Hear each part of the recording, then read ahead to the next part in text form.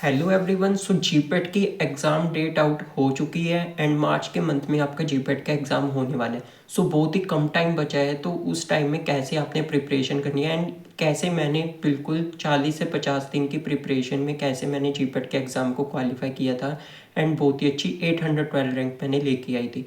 तो कैसे आप भी जीपेट के एग्ज़ाम की प्रिपरेशन कर सकते हो, उस पर ये डिटेल में वीडियो रहने वाली है।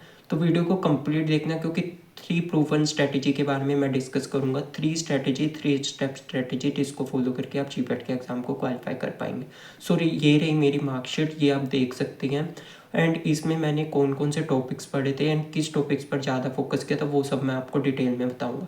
तो वीडियो को कंप्लीट देखना स्टार्टिंग से लेकर एंड तक। सो चलेगा, इस वीडियो को स्टार्ट करते हैं। पहले आपने क्या करना है, सिलेबस को देखना है। सिलेबस में कौन कौन से टॉपिक्स है उसको आपको आइडेंटिफाई करना है। तो जैसे कि आप देखोगे तो जीपेट का बहुत ही बड़ा सिलेबस रहता है। बी फार्मा के 4 साल में जितना भी सिलेबस है वो सब आपको इसमें देखने को मिलेगा एंड बहुत सारे सब्जेक्ट्स आते हैं। तो सबसे पहले आपने जो सिलेबस है उसको डिवाइड कर लेना है मेजर एंड माइनर में। तो मेजर में आपके मेजर सब्जेक्ट्स आती है जैसे कि pharmacology, pharmaceutics, pharmaceutical chemistry and pharmacognosy.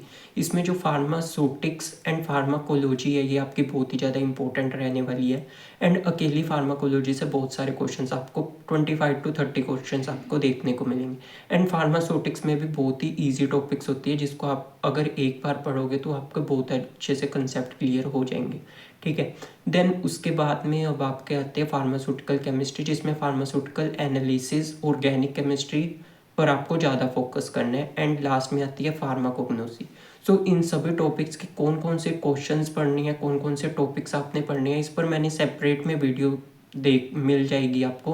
हमारे इसी चैनल पर आपको ये वीडियो मिल जाएगी जहाँ पर मैंने आपको टॉपिक वाइज कौन कौन से मोस्ट इंपॉर्टेंट टॉपिक्स है वो आपको बता रखे हैं। ठीक है। तो उस वीडियो को जरूर देखना एंड उससे आपको आइडिया लग जाएगा कि कौन कौन से टॉपिक्स आपको प्रायोरिटी वाइज सबसे पहले पढ़ने हैं। एंड ये पास्ट ईयर के पेपर को एनालाइज करके बनाए, तो इस वीडियो को जरूर देखना। ठीक है। तो जो हमारी पहली स्ट्रेटेजी रहने वाली है वो मॉक टेस्ट है। तो सबसे पहले आपने क्या करना है, अगर आप अभी से स्टार्ट कर रहे हो, ज़ीरो प्रिपरेशन है, तो सबसे पहले आपने मॉक टेस्ट लगाना है। ठीक है।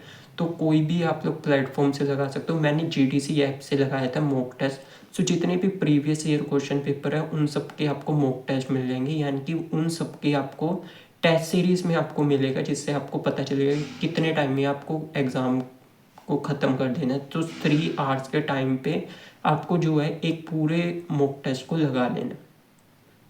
मॉक टेस्ट लगाने के बाद अब आपके जैसे हैं कि जिनके बहुत ही कम नंबर आएंगे, जैसे 100-120 के बीच में आएंगे, कईयों के उससे भी कम नंबर आएंगे। ठीक है। सो मॉक टेस्ट लगाने के बाद अब आपको पता चलेगा कि आप कहाँ पर स्टैंड कर रहे हो। ठीक है। और उससे आपने क्या करना है, आपको 3 कैटेगरी में आपको क्वेश्चंस को एनालाइज करना है। जो आपके फर्स्ट कैटेगरी रहेगी तो उसमें आपके वो क्वेश्चंस होंगे जो कि आपसे बन गए थे एंड वो टॉपिक्स आपको पता है, तो उनको आपको अलग से लिख लेना है। एंड उसके बाद में आएंगे मॉडरेट क्वेश्चंस, यानी कि जिन क्वेश्चंस का आपको पता था लेकिन वो आपके गलत हो गए हैं, तो उन टॉपिक्स को आपको दोबारा से रिवाइज करना है, जो भी आपके नोट्स या फिर स्टडी मटेरियल वगैरह है। ठीक है। तो अगर आपको स्टडी मटेरियल वगैरह चाहिए एंड जो मैंने फॉलो किया था स्टडी मटेरियल, तो वो उन सब के लिए आपको जो है लिंक डिस्क्रिप्शन में मिल जाएगा या फिर कमेंट बॉक्स में मिल जाएगा, तो वहाँ से आप लोग वो स्टडी मटेरियल ले सकते हैं। ठीक है। नेक्स्ट अब आ जाती है बात थर्ड टॉपिक की। सो थर्ड हमारे कौन से होंगे, थर्ड हमारा वो टॉपिक होंगे जिसके बारे में आपको पता ही नहीं है। ठीक है। सो उन टॉपिक्स को आपको अच्छे से नोट डाउन कर लेना है एंड उन टॉपिक्स को अब आपने डिटेल में पढ़ना है। ठीक है। वो आप किसी भी तरह से पढ़ सकते हो, यानी कि जो भी आपके रिसोर्सेज है, या तो यूट्यूब पे आपको प्लेलिस्ट मिल जाएगी, यहाँ पर मैंने प्लेलिस्ट लगा दी है। सो ये जीडीसी की प्लेलिस्ट है, यहाँ से आप लोग इन सभी टॉपिक्स को प्रिपेयर कर सकते हो, डिटेल में प्रिपेयर कर सकते हो।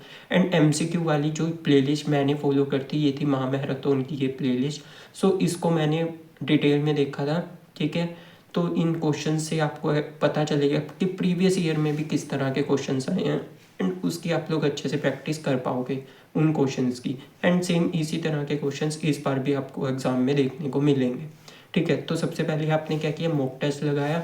मॉक टेस्ट लगाने के बाद उसको आपने एनालाइज किया। ठीक है। एनालाइज करने के बाद क्या किया, जो भी क्वेश्चंस थे जो आपसे नहीं बने थे उनको आपने दोबारा से रिवाइज किया एंड उन टॉपिक्स को भी देखा एंड उन टॉपिक्स को नोट डाउन किया जो कि आपके वीक थे। तो हमारा नेक्स्ट टॉपिक यही है, फोकस ऑन वीक टॉपिक्स। तो अब आपके जो भी वीक टॉपिक्स रह गए हैं उनको अब आपने क्या करना है, उनको अच्छे से रिवाइज करना है। सो इससे क्या होगा कि आपका जो कंसेप्ट जो आपका वीक था वो भी आपका अच्छे से अब आप सीख चुके हो वो टॉपिक्स जो कि आपसे नहीं बने थे। ठीक है, तो ये सब चीज़ आपने कर लेनी है एंड मॉक टेस्ट को लगाते जाना है। देखा जाए तो वीकली आपको एक ना एक मॉक टेस्ट लगाना है एंड ओवरऑल देखा जाए तो आपको कम से कम 30+ मॉक टेस्ट लगाने हैं। सो इससे क्या होगा, आपका जो मॉक टेस्ट का स्कोर था वो भी इम्प्रूव होगा। अगर आपके अभी कम मार्क्स आ रहे हैं तो अगर आप इसी तरह से टॉपिक्स को कवर करते चले जाओगे तो आपके बहुत ही ज़्यादा टॉपिक्स कवर हो जाएंगे। ठीक है, एंड अगर आप ये स्ट्रेटजी अपनाओगे कि पहले आपने पूरा सिलेबस पढ़ना है एंड लास्ट के कुछ दिन में मॉक टेस्ट लगानी है, तो ये बिल्कुल रॉन्ग वे है। सो इससे क्या होगा, सिर्फ आप थ्योरी पढ़ते रह जाओगे एंड आप में MCQ भी आपकी प्रैक्टिस नहीं हो पाएगी। सो इस तरह से आप लोग थ्योरी के साथ साथ क्वेश्चंस भी प्रैक्टिस कर पाओगे। ठीक है, सो इस स्ट्रेटजी को आप फॉलो कर सकती हैं। एंड नेक्स्ट हमारा जो पॉइंट आता है वो है free practice resources. So free practice resources क्या क्या रहने वाली हैं, तो सबसे पहले तो ये प्रैक्टिस रिसोर्सेज में मैंने आपको पहले बता दिया कि GPAT की महामैराथन सीरीज़ ये आप लोग देख सकते हैं। तो यहाँ पे आपके बहुत ही सारे क्वेश्चंस टॉपिक वाइज आपको क्वेश्चंस मिलते हैं। टॉपिक वाइज आपको पता चलता है कि कौन से टॉपिक से कौन सा क्वेश्चन पूछा गया है। ठीक है, इसके अलावा कौन कौन से टॉपिक्स इंपॉर्टेंट है इसकी मैंने अलग से प्लेलिस्ट बना दी है। ठीक है, अलग से वीडियो भी बना रखी है एंड हमारे चैनल पर भी रेगुलर बेसिस पे हम लोग MCQ वगैरह आपको प्रोवाइड करते हैं, या फिर स्ट्रेटेजी वाली वीडियो आपको मेरे चैनल पर मिल जाएगी, तो उसको भी आप लोग देख सकते हैं। अब हम सब्जेक्ट वाइज स्ट्रेटेजी के बारे में डिस्कस करेंगे कि सब्जेक्ट वाइज कौन कौन से टॉपिक्स आपके इम्पोर्टेंट रहते हैं। ठीक है, तो जैसे कि मैंने पहले बतला था कि मेजर और माइनर सब्जेक्ट में आपने डिवाइड कर लेना है एंड ज़्यादातर क्वेश्चंस आपके मेजर सब्जेक्ट से आते हैं, तो आपको उस पर ज़्यादा फोकस लगाना है। लेकिन अगर आपको रैंक देखनी है, रैंक अच्छी लानी है, तो उसके लिए आपको माइनर सब्जेक्ट्स पर भी फोकस करना पड़ेगा। ठीक है, लेकिन अगर आप चाहते हो कि आपका सिर्फ एग्ज़ाम क्वालिफाई हो तो आपको क्या करना है, मेजर सब्जेक्ट जैसे कि pharmacology, pharmaceutics, pharmacognosy and pharmaceutical chemistry में। ठीक है, तो पिछली बारी जो है केमिस्ट्री के क्वेश्चंस भी बहुत अच्छे आए थे, तो आपको केमिस्ट्री पर भी ज़्यादा फोकस लगाना पड़ेगा। तो केमिस्ट्री में कौन कौन से टॉपिक्स आ जाएंगे, तो केमिस्ट्री में फार्मास्यूटिकल एनालिसिस, ठीक है, उसको आपको अच्छे से, and organic chemistry, medicinal chemistry.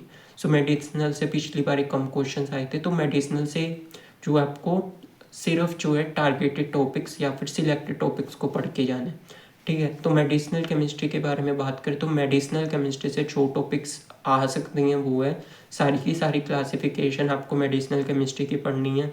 Then उसके बाद में जो भी आपके इम्पोर्टेंट जो सिंथेसिस है सिर्फ वो ही आपको पढ़नी है। सिंथेसिस के बाद अब आपको क्या करना है कि जो जो आपकी मेन रिंग है वो आपको पता होनी चाहिए। ठीक है, जैसे कोई ड्रग है प्रोप्रानोलोल है, उसमें कौन सी रिंग प्रेजेंट थी। ठीक है, इसी तरह से डिफरेंट क्लास ऑफ ड्रग्स में कौन कौन सी इम्पोर्टेंट रिंग हुई। उसके बाद आपने एनालिसिस पे आ जाती है। फार्मास्यूटिकल एनालिसिस में UV, IR, NMR आपने अच्छे से पढ़ लेना है। तो एक ना एक क्वेश्चन UV की या तो आपको रेंज अच्छे से याद कर लेनी है एंड UV के जितने भी डिटेक्टर्स वगैरह हैं उस पर क्वेश्चन आ सकता है, तो वो भी आपने अच्छे से पढ़ लेना है। एंड IR में भी IR की रेंज पढ़ लेनी है। IR की जितनी भी टाइप की जैसे वाइब्रेशनल फ्रिक्वेंसी होती है, ट्रांजिशनल फ्रिक्वेंसी, वो सब आपने अच्छे से पढ़ लेना है। एंड NMR की रेंज आपको पता होनी चाहिए एंड उसके अलावा उसके सिग्नल्स जो भी होती हैं कि कितने सिग्नल्स आती हैं वो आपको निकालने आने चाहिए, तो उस पर भी आपको क्वेश्चंस देखने को मिलेगा। तो UV, IR, NMR आपने अच्छे से पढ़ना है। एंड जितनी भी टाइट्रेशन होती है, एसिड बेस्ड टाइट्रेशन होगी, पोटेंशियोमेट्रिक टाइट्रेशन, तो जितनी भी टाइट्रेशन होगी, रिडॉक्स टाइट्रेशन होगी, तो वो सारी टाइट्रेशन आपने अच्छे से पढ़ लेनी है। मोहर मेथड हो गया कि मोहर मेथड में कौन कौन सा इंडिकेटर यूज़ करते हैं, तो इस तरह से आपको फार्मास्यूटिकल एनालिसिस को कवर करना है। एंड ये सब आप लोग प्रीवियस ईयर क्वेश्चन से ही एनालाइज कर पाओगे कि किस टाइप के क्वेश्चन पूछे जा रहे हैं। ठीक है, तो इस तरह से फार्मास्यूटिकल एनालिसिस आपने पढ़ लेनी है। इसके बाद फार्माकोलॉजी में भी आपकी क्लासिफिकेशन मोस्ट इंपॉर्टेंट है। फार्माकोलॉजी की क्लासिफिकेशन एंड एडवर्स इफेक्ट जितने भी हैं वो सब आपको पता होना चाहिए। प्रोड्रग पे क्वेश्चन आते हैं तो कौन कौन सी प्रोड्रग है एंड उसके एक्टिव मेटाबोलाइट्स वगैरह से भी क्वेश्चन आ जाता है। ठीक है, वो भी। एंड एडवर्स इफेक्ट बेसिकली आपके एंटी कैंसर के जितने भी एडवर्स इफेक्ट है उससे पिछले साल भी क्वेश्चन आते हैं एंड इस बार भी क्वेश्चन आ सकता है। ठीक है, एंड मैकेनिज्म, अगर आप क्लासिफिकेशन करोगे तो मोस्ट ऑफ द मैकेनिज्म भी आपको उसी में कवर हो जाता है। तो क्लासिफिकेशन अगर आपको अच्छे से पता होगी तो आप मैकेनिज्म भी पढ़ने के लिए आसान हो जाएगा। ठीक है, तो फार्माकोलॉजी होगी। फार्माकोग्नोसी में जितने भी टेबल्स वगैरह वो सब आपने पढ़ लेनी है। फार्माकोग्नोसी के जितने भी पाथवेज है, शिकमिक एसिड पाथवे, ये सब पढ़ लेने हैं। एंड जो भी हर्बल फॉर्मुलेशंस वगैरह हैं वो सब आपने पढ़ लेनी है। ठीक है, जो भी ट्रेडिशनल मेथड्स होती हैं जैसे कि आयुर्वेदा, सिद्धा, यूनानी, उन सब से भी क्वेश्चन आपका आ सकता है। उसके बाद एल्कलॉइड, ग्लाइकोसाइड, टैनिन्स, उन सब की क्लासिफिकेशन एंड आइडेंटिफिकेशन टेस्ट पढ़ना है। एंड जो जो इम्पोर्टेंट ड्रग की सिनोनियम्स होती हैं या फिर केमिकल कॉन्स्टिट्यूएंट, वो सब आपने पढ़ लेनी है। ठीक है, तो ये इंपॉर्टेंट टेबल से क्वेश्चन आपके पूछे जाती हैं। ठीक है, तो ये सारा कुछ हमारा जो है वो स्टडी मटेरियल में मैंने आपको प्रोवाइड किया है।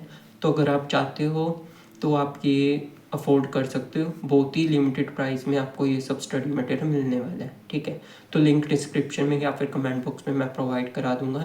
तो ये इंपॉर्टेंट टॉपिक्स मैंने आपको बता दिए एंड अलग से भी आपको वीडियो मिल जाएगी, तो उसको भी ज़रूर से देख लेना। जो भी हाई वेटेज टॉपिक्स है उसकी मैंने एक वीडियो बना दी है, उसको भी आप लोग ज़रूर से चेकआउट कर लेना। तो ये थी हमारी आज की वीडियो। अगर आपको वीडियो हेल्पफुल लगी तो वीडियो को लाइक करना एंड चैनल को सब्सक्राइब जरूर करना। Thanks for watching this video.